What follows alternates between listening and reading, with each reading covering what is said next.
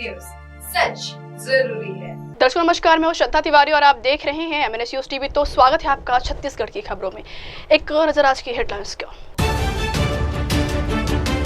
2 दिवसीय राष्ट्रीय एवं प्रादेशिक अधिवेशन के शुभारंभ में शामिल वैशाली नगर विधायक रिकेश सेन व महापौर अलका बागची। जिला दिव्यांगन समाज द्वारा आयोजित प्रतिभा सम्मान समारोह, golden book of world record में शामिल होने का प्रस्ताव। तो खबरें विस्तार से।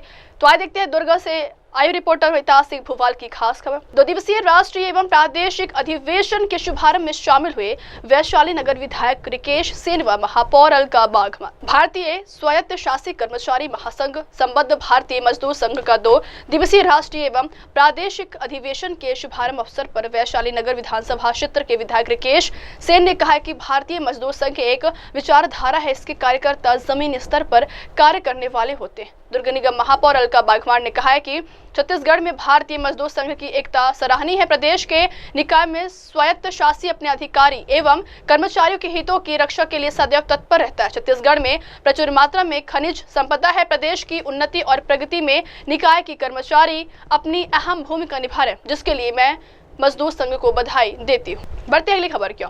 जिला दिव्यांगन समाज द्वारा आयोजित प्रतिभा सम्मान समारोह। अंतर्राष्ट्रीय ख्याति प्राप्त पंडवानी के पितामह श्रद्धेय झाड़ूराम देवांगन जी की पुण्यतिथि के पावन अवसर पर भिलाई कैंप 2 स्थित डॉक्टर भीमराव अंबेडकर भवन में आयोजित दुर्ग जिला दिव्यांगन समाज के शैक्षणिक सत्र 2024-25 के प्रतिभा सम्मान समारोह में मुख्य अतिथि के रूप में दुर्ग ग्रामीण विधायक ललित चंद्रा का सम्मिलित हुए और पंडवानी के पितामह श्रद्धेय श्री झाठूराम देवांगन जी के तैल चित्र पर श्रद्धा सुमन अर्पित कर प्रमाण कर उनके द्वारा किए गए कला जगत में कार्यों को याद किया गया। साथ ही नई पीढ़ी की उनसे प्रेरणा लेने की बात भी कही गई। दुर्ग जिला पंचायत के सभी अधिकारी बधाई के पात्र हैं। बढ़ते अगली खबर की ओर।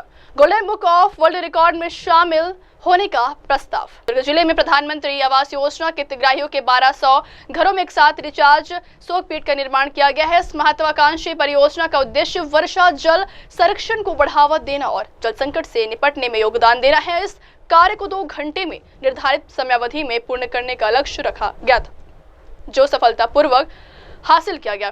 इस पहल का मुख्य उद्देश्य घरों से निकलने वाले अपशिष्ट जल और छत से बहने वाले वर्षा जल का संरक्षण करना है। रिचार्ज शोकपीठ के माध्यम से भूजल स्तर को बढ़ाने और जल संकट की समस्या से निपटने में महत्वपूर्ण योगदान दिया जा सकता है। लगातार ये हमारे लिए बड़े गर्व की बात है दुर्ग जिला के लिए। और दुर्ग जिला लगातार जब से हमारे विष्णुदेव साहब की सरकार आई है, नरेंद्र मोदी की सरकार केंद्र में और छत्तीसगढ़ में विष्णुदेव साहब लगातार दुर्ग कीर्तिमान करते रहे। प्रधानमंत्री आवास में छत्तीसगढ़ में प्रथम है हमारा जिला। और अब जो पानी जो सोखता है उस मामले में हमारे दुर्ग जिला को गोल्डन मिला है। एक कहीं न कहीं हमारे जिले के लिए सम्मान की बात है। मैं अधिकारियों को और सभी कर्मचारियों को और सभी जनप्रतिनिधियों को बहुत बहुत शुभकामनाएं बधाई देता हूँ। इसी तरीके से हम मिलजुल के अपने दुर्ग जिला को एक स्वर्णिम दुर्ग जिला बनाएंगे। और जैसे कि हमारे सबकी सोच है कि हर अपना जिला आगे होना चाहिए, अपने जिले को हम हर क्षेत्र में आगे लेके जाएंगे और विकास की एक नई गाथा, एक नई जो परंपरा है उसको करते हुए और विकसित भारत की जो कल्पना है उसको लेके साथ में चलते हुए अपने सभ्यता अपनी संस्कृति को साथ में लेके चलते हुए हम लोग काम करेंगे। और एक समय आएगा जब छत्तीसगढ़ विकसित छत्तीसगढ़ कहलाएगा, उसमें दुर्ग जिला का एक अहम भूमिका रहेगा। इस पूरे रिकॉर्ड में एक बड़ी जानकारी सामने आई है। पंचायत राज से शासन के माध्यम से 1 रुपया भी शासन में या पंचायत का नहीं लगा, लोग स्वयं ही बनाए। ये मोदी जी हमेशा कहते हैं कोई भी कार्यक्रम या कोई भी चीज जन जागरण से वो उसकी जो महत्व वो ज्यादा है और उसमें लगातार हम लोग लगे रहते हैं। हमारी सरकार भी लगे रहते हैं, हमारी अधिकारी और कर्मचारी भी लगे रहते हैं कि हम लोग जन जागरण के माध्यम से लोगों को जागरण करें।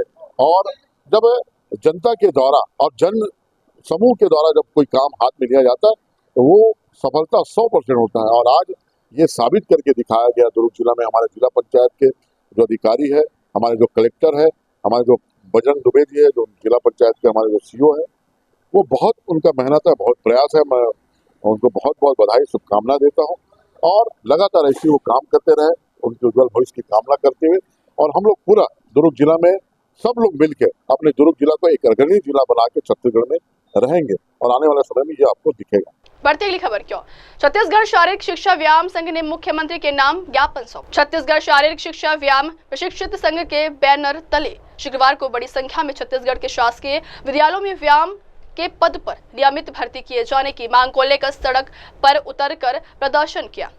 बता दें, संघ ने शारीरिक शिक्षा भर्ती की मांग को लेकर दुर्ग के राजेंद्र पार्क से दुर्ग कलेक्ट्रेट तक रैली निकाल नारेबाजी कर जमकर प्रदर्शन किया। संघ के द्वारा कहा गया कि नई शिक्षा नीति 2020 वर्तमान में छत्तीसगढ़ राज्य में लागू हो गया है, जिसमें शारीरिक शिक्षा को विषय के रूप में शामिल किया गया।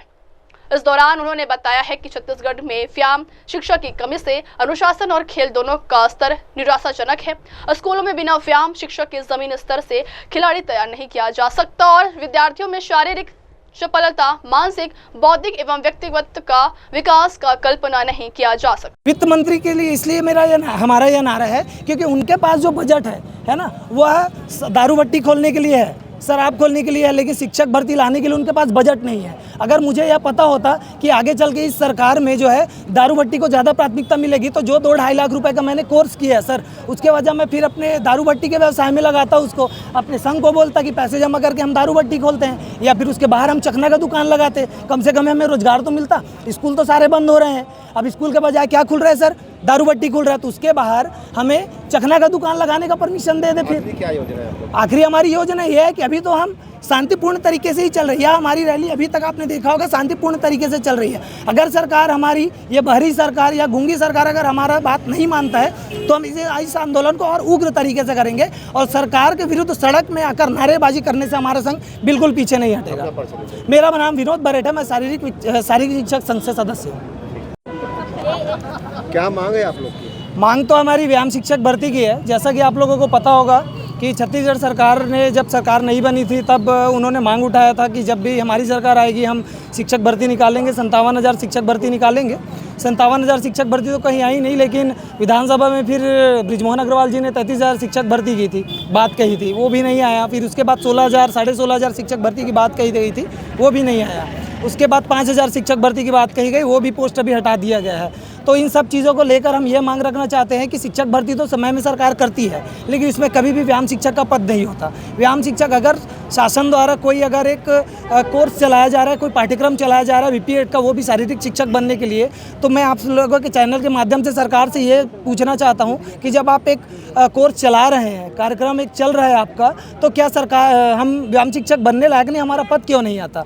हमारा सरकार से सिर्फ यही कहना है कि आगामी शिक्षक भर्ती में कम से कम व्यायाम शिक्षक का 20,000 पद आए। जैसा कि आप लोगों को पता होगा कि पूरे छत्तीसगढ़ में 57,000 स्कूल है। NEP को भी छत्तीसगढ़ में एक विषय का रूप दिया गया है, जिसके तहत हर एक स्कूल में एक व्यायाम शिक्षक होना चाहिए। लेकिन अभी वर्तमान की अगर मैं बात करूं तो पूरे छत्तीसगढ़ में केवल 1500 के आसपास ही, 1500 से 1600 ही व्यायाम शिक्षक हैं। आखिरी भर्ती जो हमारी आई थी वो आई थी 2019 में, उससे पहले आई थी 2013 में। तो कुल मिलाकर 25 साल जो राज्य को बने हुए हुआ, इसमें केवल 1500 से 1600 ही शिक्षक भर्ती आई है। व्यायाम शिक्षक का इम्पोर्टेंट इसलिए ज़रूरी हो जाता है क्योंकि अब NEP के तहत इसे एक सब्जेक्ट का रूप दिया गया है, लेकिन सरकार इसके विपरीत क्या कर रही है, जो सहायक शिक्षक होते हैं उनको ऑनलाइन ट्रेनिंग के माध्यम से व्यायाम शिक्षक बनाया जा रहा है। तो आप बताइए कि क्या यह संभव है कि एक व्यायाम शिक्षक का ट्रेनिंग ऑनलाइन ट्रेनिंग के माध्यम से दिया जा सकता है ना जी? तो आप लोग कितनी संख्या है दुर्ग जिले में? दुर्ग जिले में हम लोग लगभग करीब 5-7 हज़ार के बाद तो सिर्फ दुर्ग जिले में ही है जो हर साल जो है पास आउट हो रहे हैं। 1200 से 1300 पूरी छत्तीसगढ़ की अगर मैं बात करूं तो हर साल 1200 से 1300 की संख्या में अभ्यर्थी जो है वो पास आउट होते हैं व्यायाम शिक्षक बनने के लिए। यह सपना संजो कर पास आउट होते हैं कि हम भी आगामी शिक्षक भर्ती में हमारा भी पद देखने को मिलेगा। लेकिन कहीं पर भी समय में शिक्षक भर्ती जरूर आती है, लेकिन कहीं पर भी व्यायाम शिक्षक का पद का जिक्र ही नहीं होता।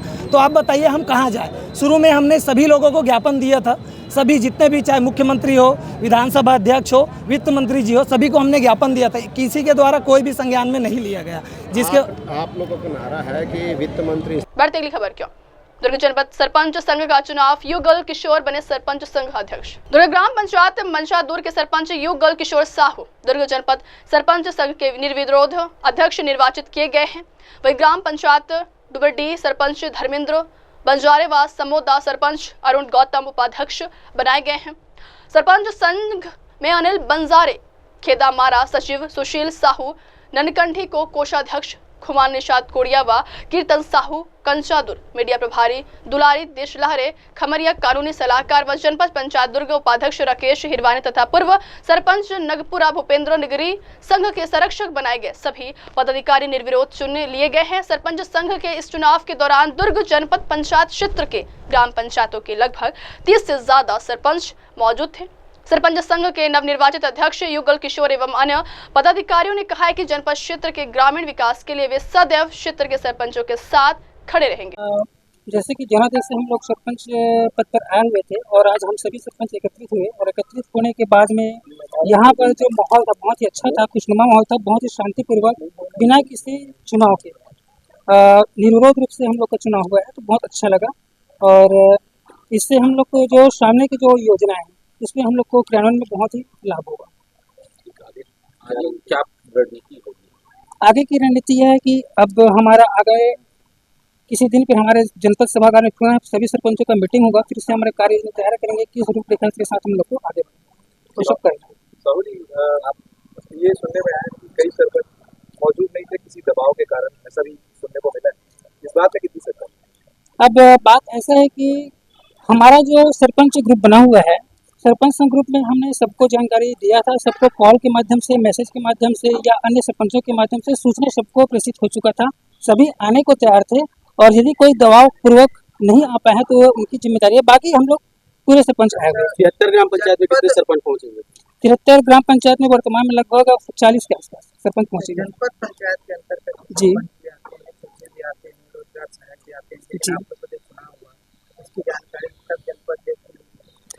हमारा जो सरपंच संघ जो है संगठन है वो एक परिवार है। अपने परिवार का चयन करने का अधिकार हम सरपंचों को होता है, हमने वही किया है। हम अपने परिवार के भीतर रह करके अपने परिवार में से हम लोग निकल करके आए हैं।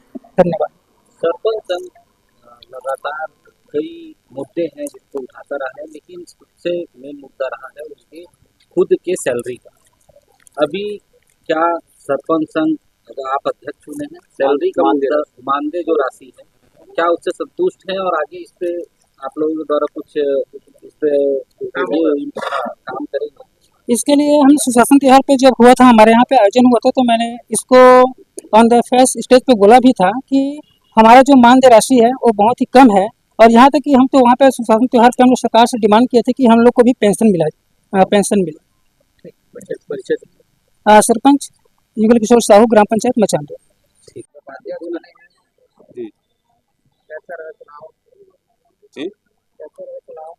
जी, पहले से जो तारीख निर्धारित की गई थी सरपंच संघ के अध्यक्ष के लिए, है ना, और समस्त कार्यकारिणी गठित के लिए, उस हिसाब से आज सार्वजनिक रूप से सभी सरपंचों की उपस्थिति में, है ना, बिना किसी चुनाव प्रक्रिया के सर्वसम्मति से, निर्विरोध तरीके से, आज सर्वसम्मति से एक मत होकर के हम हमारे अध्यक्ष के रूप में हमारे आदरणीय श्री युगल साहू जी को अध्यक्ष मनोनीत किए हैं, है ना, बिना किसी चुनाव के।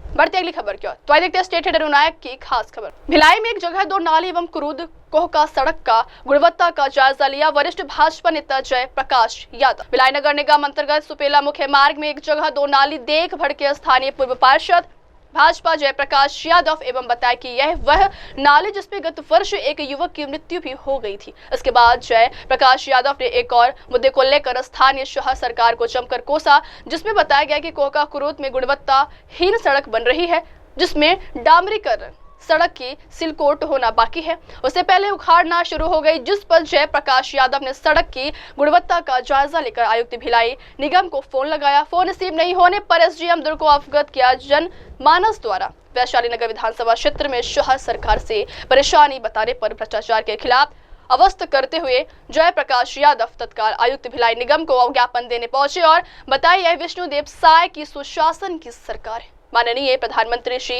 नरेंद्र मोदी की आम जनता की विकास की गारंटी की सरकार है।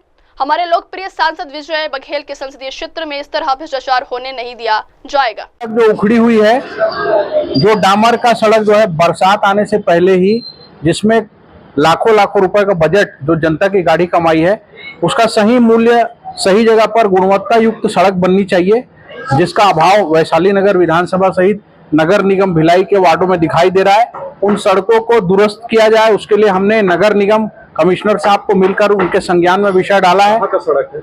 ये सड़क है कुरुद कोहका क्षेत्र का सड़क है, साईं मंदिर के बाजू में।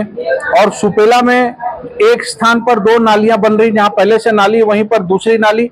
भ्रष्टाचार की इबारत नगर निगम भिलाई के महापौर और उनके पूरी टीम के द्वारा किया जा रहा है, जो दुर्भाग्यपूर्ण है। सुशासन के विष्णुदेव साय जी की सरकार में नहीं चलेगा। इसके लिए हमने आज कमिश्नर के माध्यम से ज्ञापन सौंपा है और मौके से हमने कमिश्नर साहब को फोन लगाया। उनके द्वारा जब जवाब नहीं दिया गया तो प्रत्यक्ष रूप से मिल करके ज्ञापन दे करके उनसे जनहित में मांग की गई है। उनके द्वारा हमारे समक्ष इंजीनियर को और जोन की टीम को निर्देशित किया गया है कि व्यवस्था को दुरुस्त कराया जाए। 7 दिनों के अंदर अगर व्यवस्था नहीं सुधरेगी तो उग्र प्रदर्शन और आंदोलन होगा। विष्णुदेव साय के सुशासन की सरकार में भ्रष्टाचार नहीं चलेगा। नरेंद्र मोदी जी के नेतृत्व में देश में बहुत अच्छा काम हो रहा है। 0 टॉलरेंस की नीति है और उस नीति के तहत नगर निगम भिलाई के 70 वार्डों में काम होना चाहिए। यही मांग हमने नगर निगम आयुक्त से की है। वो अपना काम कर रहे हैं, हम अपना काम कर रहे हैं। बढ़ती अगली खबर की ओर तो देखते हैं बालोद से रिपोर्टर संजय कुमार की खास खबर। कुएं में गाय गिरने की सूचना। बालोद जीओ ऑफिस के सामने कुएं में गाय गिरने की सूचना गौरक्षा अभियान समूह प्रमुख अजय यादव को मिली। तत्काल वहां पहुंचकर व्यवस्था बनाते हुए सभी सहयोगियों को सहायता के लिए बुलाया और गौ माता को बचा लिया गया। लगातार इस तरह की घटना बालोद जिले में देखने को मिल रही है, जहां गौ माता को लगातार कोई न कोई परेशानी होती जा रही है, लेकिन प्रशासन मौन बैठा हुआ है।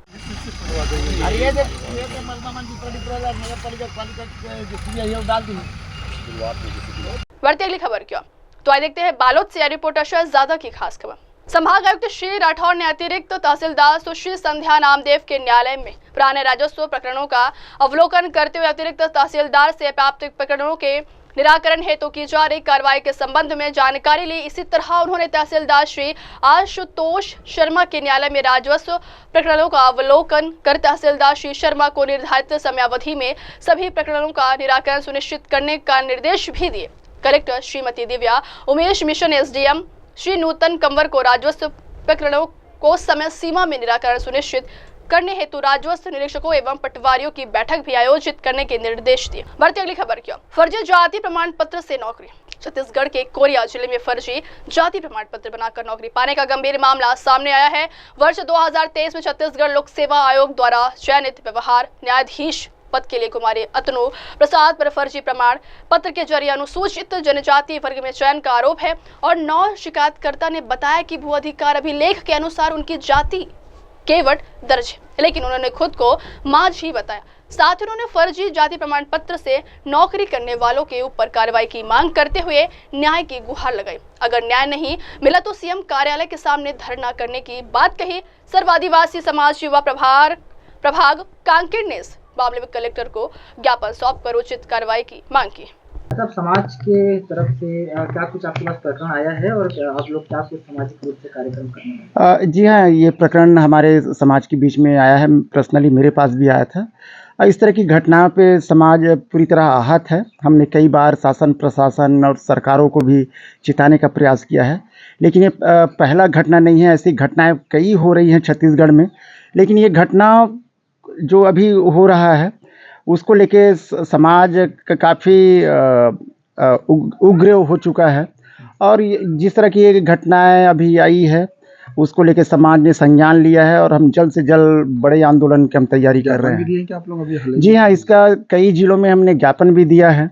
अगर जल्द से जल्द अगर सरकार इस चीज़ को ठीक नहीं करता है तो हम धरने में आ जाएंगे या फिर चक्का जाम करेंगे या फिर हम कलेक्ट्रेट घेराव भी करेंगे। क्या कार्यक्रम क्या कारण है कैसे जाति प्रमाण पत्र फर्जी तरीके से लगाया जा रहा है और लोगों का हक को मारा जा रहा है, इस पे आप कुछ विस्तार से बताएंगे क्या कितना कुछ कैसा हो रहा है? देखिए, इससे पहले भी हमने सरकारों को कई बार फर्जी जाति प्रमाण पत्र के माध्यम से हम बता चुके हैं, चाहे वो शिक्षाकर्मी की भर्ती हो, चाहे पटवारी भर्ती हो या पुलिस भर्ती हो। तो इस तरह की चीज़ें उन्होंने कई बार चेताया। हमारे पास पर्याप्त एविडेंस भी पड़े हुए हैं, हमने सरकार को दिया भी था और हर बार सरकार ये कहता है कि हम एक्शन लेंगे, लेकिन अब तक कुछ नहीं कर रहा है। जैसे हम ये कहें कि अगर मैं इस राज्य से अगर दूसरे राज्य में जाता हूँ तो मुझे एसटी का दर्जा नहीं मिलेगा, उसी तरह से बाहर के लोग यहाँ आके अपना एसटी का दर्जा दिखा के नौकरी कर रहे हैं और कई बार समाज ने इस पे संज्ञान लिया है, लेकिन अब संज्ञान नहीं लेंगे बल्कि हम सीधा अब आंदोलन के राह पकड़ेंगे। आपके साथ जो है जाति प्रमाण पत्र को लेकर आपका नौकरी किसी और को लगा दिया फर्जी तरीके से, क्या कुछ जानकारी है, क्या कुछ मामला है, पूरा बताएंगे? मेरा नाम अंजू पात्रे है और मैं दंतेवाड़ा से हूँ। मैं सिविल जज एग्ज़ाम 2023 को पास आउट करी थी और जिसमें मेरा फर्स्ट वेटिंग पे नाम है। उसमें एक कैंडिडेट है अतनु प्रसाद, उसने मांझी कास्ट का सर्टिफिकेट बनवा करके सिलेक्शन लिया है, लेकिन उसके जितने भी लैंड रिकॉर्ड है, जो भी मिसल तो नहीं, जितने लैंड रिकॉर्ड्स हैं उसमें केवट मेंशन है जो कि ओबीसी कैटेगरी में आता है। और कैसे पता चला फर्जी जाति प्रमाण पत्र बनाए? ये बात मेरे को फरवरी में पता चला था और सामाजिक जो सहयोगी लोग हैं उन्होंने ही मुझे इन्फॉर्म किया था, मुझे पर्सनली ये बात नहीं पता था। और उसके बाद से ही मैं आवेदन जो है सारे संबंधित विभाग को दी हूँ। उसके बाद भी आज तक जांच पूरा नहीं हो पाया है। जिला छानबीन समिति में भी जांच के लिए आवेदन दी थी, उसके रिपोर्ट में भी स्पष्ट तौर पे ये मेंशन किया गया है कि उन्होंने कोई भी ऐसा दस्तावेज नहीं पेश किया है जिससे एसटी कैटेगरी की हैं, इस बात की पुष्टि हो। और जो मैटर है अब उच्च स्तरीय छानबीन समिति में भेज दिया गया है जांच के लिए। आपका वो उसके जगह में आपका लग गया था क्या जॉब वगैरह? अभी तक चयन लिस्ट में मेरा नाम नहीं है, मेरा फर्स्ट वेटिंग है। अगर वो सही तरीके से अगर सिलेक्शन लिस्ट आता और अगर फर्जी अगर नहीं है वो, तो उसकी जगह पे मेरा नाम होता अगर वो फर्जी है तो। अभी आप क्या चाहते हो और आपका आगे जाके क्या निर्णय आपका क्या होगा अब आगे चल के? मैं चाहती हूँ कि इस पर निष्पक्ष जांच हो और छानबीन समिति जल्द से जल्द अपनी जांच पूरी करे ताकि मेरा भी इंटरेस्ट प्रोटेक्ट हो सके। और एफआईआर भी अभी तक नहीं किया गया है, क्योंकि जहाँ भी हम लोग एफआईआर के लिए गए उन्होंने कहा कि ये जांच का विषय है, तो समिति के रिपोर्ट के आधार पे ही वो लोग लॉन्च करेंगे एफआईआर। कितना मेहनत किए थे इस एग्जाम के लिए? बहुत मेहनत करी हूँ, ये मेरा 3rd अटेम्प्ट था, तो मेहनत तो मैं भी करी हूँ। देखिए, अब आपके पास न्यायालय के समक्ष भी आप जा चुके हैं, न्यायालय भी अगर बात नहीं सुन रहा है तो अब आप क्या समाज का साथ लेके क्या धरने पे बैठेंगे कि क्या कुछ करेंगे? ये ऐसा है कि कई दिनों से ये जो है तस्करी चल रहा है और शासन प्रशासन का इसमें कोई ध्यान नहीं है। शासन के नाक के नीचे से गाड़ी निकल जा रही है, लेकिन आज तक कोई किसी प्रकार का कोई कार्रवाई यहाँ देखने को नहीं मिला है। कार्रवाई होता है सब सेटिंगबाजी का, गुमलेबाजी का काम हो रहा है, कहीं पे कोई भी मतलब नहीं हो रहा है। आए दिन देखिए सड़क पर दुर्घटना हो रहा है, गौवंश जो है मर जा रही हैं, लेकिन उनके किसी भी इलाज से लेके कोई भी रोकथाम का कोई भी यहाँ पे उपचार। आपसे ये भी जानना चाहूँगा कि अधिकतर जो है बहुत तस्करी किन रास्तों से कहाँ तक होती है? यहाँ से आपको बताना चाह रहा हूँ मैं कि छत्तीसगढ़ के रास्ते से होते हुए ये उड़ीसा और वेस्ट बंगाल तक जाता है और जहाँ तक जाता है वहाँ तक इनकी सेटिंग रहती है। कहीं पे कोई रोक टोक, कोई भी पकड़ धकड़, कहीं भी किसी प्रकार का कोई भी पकड़ धकड़ नहीं है। मनमाने इनका पूरा गुंडा राज चल रहा है, कहीं पे किसी प्रकार का कोई भी रोकथाम का उपाय नहीं है। शासन से क्या मांग करना चाहिए? शासन से यही मांग है, पूरे जितने भी गौवंश हमारे जो जा रहे हैं एकदम कड़ाई से चेकिंग हो ट्रकों की, और जितने भी ठेकेदार हैं जो भी इस प्रकार का काम कर रहा है उसमें ऐसा कार्रवाई करिए, या ऐसा कार्रवाई की मांग करते हैं हम कि एक बार ऐसा कार्रवाई हो जाए कि आने वाले 7 जन्मों तक जो है इस प्रकार का वो काम करने में सोचे। जी बताएंगे, आप लोग आज काफिर आए हैं और क्या कुछ फर्जी जाति प्रमाण पत्र का क्या मामला है? जी, मेरा नाम हीरावत राम पात्रे है। मैं कुमारी अंजू पात्रे का पिताजी हूँ। मैं अपने बच्चे को बहुत मेहनत और बहुत कड़ी संघर्ष से मतलब 7-8 साल से बिलासपुर रह के पढ़ाया हूँ। बहुत कड़ी संघर्ष के बाद तीसरे साल में आज सफल हुई है, लेकिन एक फर्जी जाति प्रमाण पत्र जो गैर आदिवासी ना जो वो हमारे बच्चे पर मतलब आदिवासी समाज पर बहुत बड़े दखल डाल दिया। इसे हम माँ बाप और अपना समाज बहुत दुखित हैं और बहुत आक्रोशित हैं। आगे आप लोग क्या कुछ चाहते हैं और क्या कुछ करने वाले हैं? हम आगे हर प्रकार के ट्राई तो कर चुके हैं, हर जगह आप अप्लाई कर चुके हैं और लास्ट में अब वही दिख रहा है। अब एक बार मुख्यमंत्री महोदय से और शिक्षा मंत्री महोदय से मिलेंगे और लास्ट में उसके बाद फिर अब जियो या मरो मिट्टी ते रख के हड़ताल में बैठेंगे, धरना प्रदर्शन करेंगे और वहीं पर जब बस। आपकी बेटी के साथ ऐसा हुआ, ऐसे कई लोगों के हाँ साथ भी? जी, मेरे बेटी के साथ हुआ है इस साल, तो पता नहीं इसके अलावा पहले और अब कितने हो चुका होगा, इसका कोई ये नहीं। इसका जांच हो और दोषियों पर कड़ी से कड़ी कार्रवाई हो। बढ़ते अगली खबर की ओर। गौ तस्करी का गढ़ महासमुंद जिले का सरायपाली। महासमुंद जिले के सरायपाली अंचल में गौ तस्करी का खेल धड़ल्ले से चल रहा है। जिस जिले का सरायपाली इलाका गौ तस्करी के लिए पूरे छत्तीसगढ़ में प्रसिद्ध है। अंचल में कई गौ तस्कर सक्रिय है जो रोजाना सैकड़ों की संख्या में मवेशी उड़ीसा प्रांत में भेजे जाते हैं, जहां से उन्हें ट्रकों में भरकर पश्चिम बंगाल के कत्ल खानों तक भेजने का अवैध काम करते हैं। अब वक्त हो चलो दर्शकों ब्रेक, तब तक के लिए देखते रहिए देश और दुनिया की तमाम बड़ी खबरें। धन्यवाद। हाय हेलो नमस्कार, मैं हूं पंकज विष्णु और आप देख रहे हैं MNS न्यूज। आप देख रहे हैं MNS न्यूज, सच जरूरी।